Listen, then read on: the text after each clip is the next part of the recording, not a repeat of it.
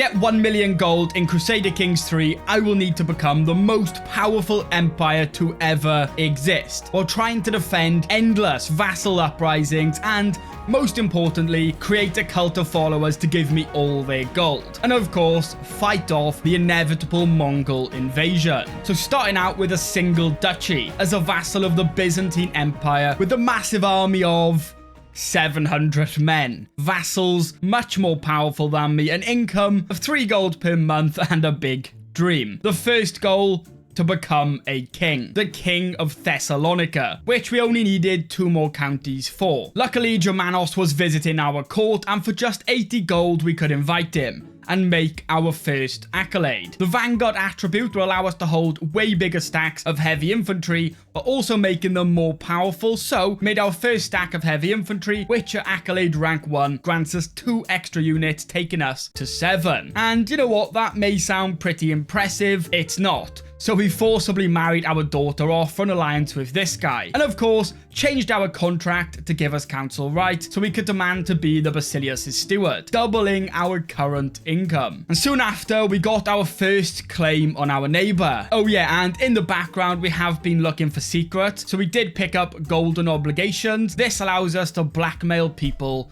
for free gold. So now with 450 gold in the war chest, our first war. We called our allies and marched south. I mean, they did pretend to go to sea, and then when we were locked in siege, attempted to ambush, but didn't seem to realize we had the one and only Germanos to cut through them, making the rest of the war pretty simple. And with money still pouring in, we got 7 stacks of armored footmen ready for our next war. If we win, we can become king. We sieged their capital as they attempted to ambush, but stupidly had their ruler leading them, ending in his capture and their loss, allowing us to become king, the king of Thessalonica. But now we move on to our first real goal, taking the Byzantine Empire. We made another accolade with Valiant. This gives us an extra damage buff to our unit, got granted a vassal from our liege, and we even got our very own villain origin story. We traveled through treacherous conditions with barely any supplies, almost dying along the way just to see our liege, and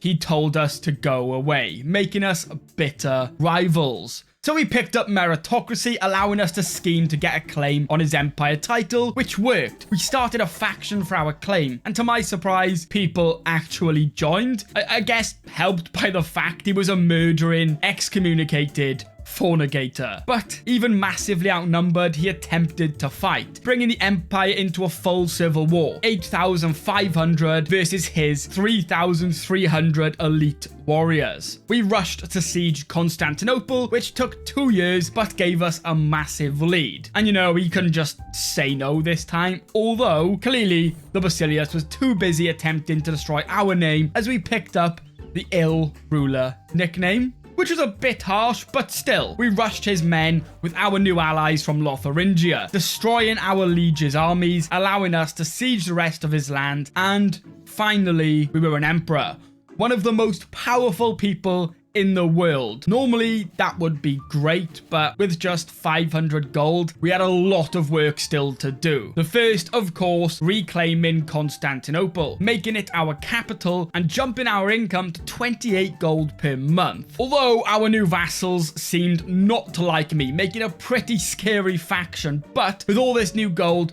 we massively improved our army, filling it with heavy infantry, making them too weak to even consider rising up. But now we move on to our next goal, and potentially the most important. We need to create a cult of followers to eventually spread across the world, full of people who will kindly give me all their money. Bezosism, with communion, which allows followers to give me money for their sins, mendicant preachers to help with converting newly conquered land, and of course, pursuit of power, letting us invade our neighbors. And with the head of faith doctrine set to temporal, this makes us the head of the faith. Now to do this, we need over 5,000 piety, which is no easy task. But if we manage to pick up the prophet perk, this cuts the cost by 50%, so we switched to a scholarship focus. But as if word got out, for whatever reason, we were just excommunicated, just like our past liege, but I mean ours completely unjust, but giving us all the more reason to make the current Orthodox rulers into little chefs. So now with nothing stopping us dominating the world and expanding our empire, it's time to, faction, of course. So we called our allies for support, raised our men, targeting the faction's leader, Theo. He ran but left his capital completely undefended. And soon after our allies arrived, we marched to dismantle this faction in battle, wiping out the results. And as you can see, now we're excommunicated. People are just constantly getting given claims on our empire, which is great, and I'm sure that won't cause any problems. But at this point, though, their armies were so weak, it didn't take long for them to surrender, imprisoning all the traitors. So of course I revoked all their titles, ransomed them for money, and replaced them with new vassals who love us, making the Byzantine Empire the most stable it has been for a long time, allowing us to get back to our main task, money. So we went on multiple pilgrimages: Jerusalem, Alexandria, and of course Rome, giving us plenty of piety to create Bezosism, making us the head of our very own faith, a faith that will over time hopefully make us stupidly rich and incredibly powerful. But first we need to beg our vassals to also convert. It went bad.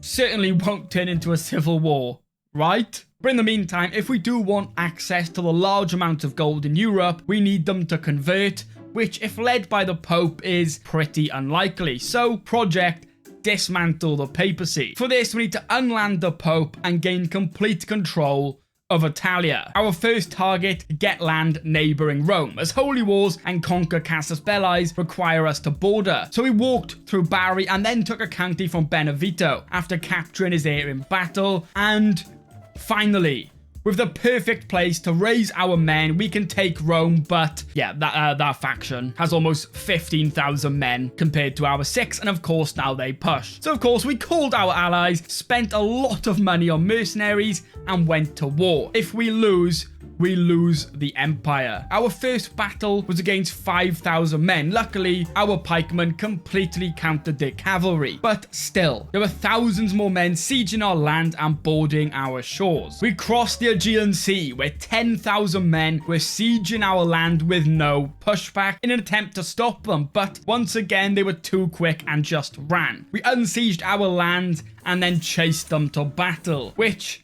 this battle would decide everything. Lucky for us, they came in so split up, we managed to wipe them out, eventually leading to our victory, but not without a fight. It took another 5 years from this battle of back and forth fighting, and so intense, we had 2 rulers die. Our starting character passed the throne to his daughter, and then she died before the war even ended, so now it falls into Pamphilios' hands. But with the faction eventually put down, similar to before, we revoked all these people's titles and put new people who followed our faith there, making our realm full of people who over time would seek indulgences, and the more followers we have, the more people to give us money, which is why it's so important to dismantle the papacy and take over Europe. Now I should mention I do have a mod called auto accept indulgences, just so I don't have to manually accept each one, as that would get stupidly annoying. But with our realm secure, it's time to take on the Pope. Although with no siege equipment, just an army full of heavy infantry, actually sieging Rome would basically be impossible. So we had to be quick in defeating his armies and sieging the rest of his land to make him surrender before ticking war scores started in his favour. Now they seemed to underestimate my army as they quickly attacked, giving us a chance to begin the siege, and it didn't take long for us to siege all of the Pope's land, and they unsieged a few times, but every time ended in their armies being wiped. So just like that, we won and now own Rome, which I will keep in my personal domain as it makes pretty good money. Now this was only the first step in dismantling the papacy. Of course, next we needed to completely control Italia. Now good for us, bad for them. It seems the kingdom at some point got destroyed, and now a bunch of independent dukes and counts who sadly don't stand much of a chance in defending against the Jeff invasion, as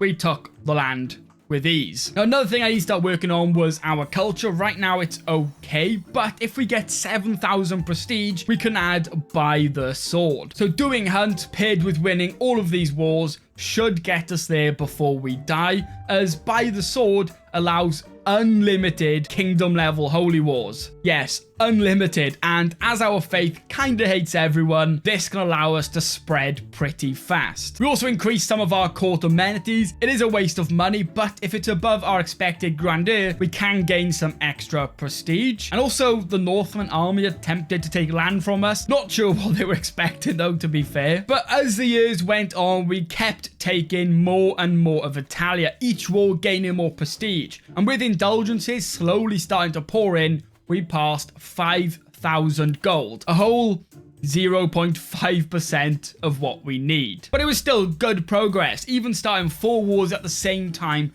to get the land quicker. Eventually, we passed 7,000 prestige, allowing us to establish by the sword. Now, as our culture has so much land, it will take 30 years to establish. So in the meantime, we're just going to keep working on dismantling the papacy and weakening the Catholics, ready for our unlimited kingdom level holy wars. Although the hardest war out of all of Italia would be against the Aghlabid Sultanate. We massively outnumbered them and almost won the war with ease, but of course we faced a liberty war, completely halting our progress in dismantling the papacy. I tried ignoring it and finishing this war first, but they quickly had almost 9,000 men in our capital, so we had to retreat and return home, leaving us no choice but to board straight into battle. If we lose, it would cause chaos inside our empire. Luckily, our heavy infantry managed to completely take them out, allowing us to siege their land and defeat them time and time again until they surrendered. This time though, as they all follow our faith, we just ransomed them away and let them go back to their normal lives, and this took us to 12,000 gold, and it also left us enough time to go back and defeat the Aghlabid Sultanate. And with our culture recently discovering mustering grounds, our heavy infantry stacks can now go up to 13, which is expensive, but will definitely be needed soon. So at this point, my plan kind of changed. Originally, I was going to spend a lot of gold upgrading things like Rome and Constantinople, and I still would have, as this whole time I've been increasing the development in our capital, but seeing as we were like reaching almost 20,000 gold with minimal building, it was clear 1 million gold was going to be easier achieved by having a lot of vassals and just forcing them into terrible contracts, as well as making as much of the world into Jeff's as possible. Although I didn't want to make this a world conquest because, you know, I like myself, but not everyone felt the same as we were murdered. Thanks. But progress continued, and all that remained to dismantle the papacy was East Francia and Lotharingia. The first target, East Francia, who had the support from Great Moravia and the Holy Order, but we wasted no time in marching for battle. At the start, we were winning, but as more and more reinforcements joined on their side, we started to lose. So we spent 4,000 gold on mercenaries, but yeah, they took too long and also got defeated. So we had to retreat, give all our units time to reinforce, and with the extra men now in our armies, we tried again. This time went much better, allowing us to slowly but surely win this war. Next, Lotharingia, which was much easier as they had no help, allowing us to pick off their armies one by one. And with the whole region of Italia now secure, we can dismantle the papacy. But first, it took so long, we had already discovered the by the sword tradition, so holy wars are now limitless. But in 962 AD, the papacy was dissolved, their lands stripped and pillaged and conquered with the favor of our gods.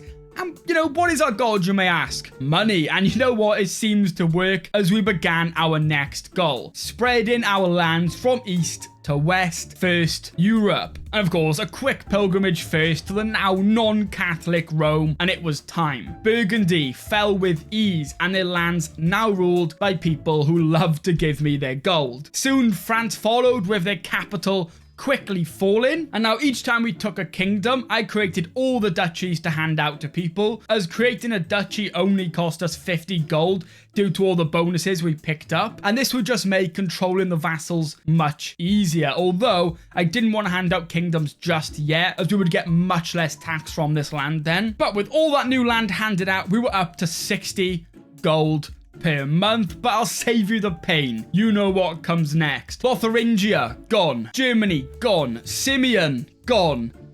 Yeah, we tried to do a grand tour to make some extra gold, but at 63, apparently that was a little too much. So we started off our next life with a pray to the gods and a war for England, which, if successful, would allow us to personally hold London, which can be a really great place to earn money. We raised our 5,500 heavy infantry, brought our holy order, and sailed to their shores, and you know the rest. Now, I'm going to be honest, this life was all about war and expansion. The goal was to make a line straight to India, as if you look at the development map, there's a clear line of counties that can make good gold, and the more gold your vassals make, the more tax we get. And also, of course, we did need our holy sites, especially Jerusalem, as all these kingdom level holy wars cost a lot of piety, and holding Jerusalem would give us a 20% boost to our monthly piety. So we battered the Ashari rulers of Jerusalem and then began our assault to take Scotland. But the problem with an empire this big,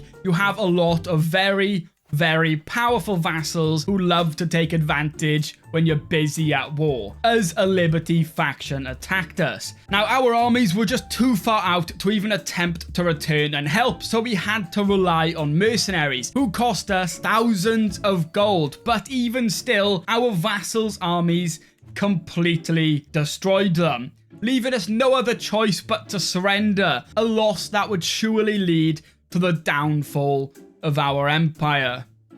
No, we just put Crown Authority back up and everything was okay, but, you know, the rampage went on. And at this point, other kingdoms were not an issue to us, but vassal uprisings could be. But despite that, we picked up Egypt, attacked the Yamad Emirate to allow us to reach India, as India is rich. So we took some land in the south. Sadly, during this, another Liberty faction attacked us and once again forced us to surrender. Like I said, at this point, vassals were 10 times scarier than anything else. But not letting that slow us down, we continued waging wars and finally passed 100,000 gold. Also thanks to the war profiteer perk, giving us 10% more income while at war. So as you can see, we were making 150 gold per month, which usually would be amazing, but aiming for 1 million, not so much. We needed a lot more. After taking a big chunk of India, we began connecting our lands. First from the Byzantine Empire to our European holdings, passing through Bulgaria, Wallachia, and Great Moravia, making our realm almost perfectly spread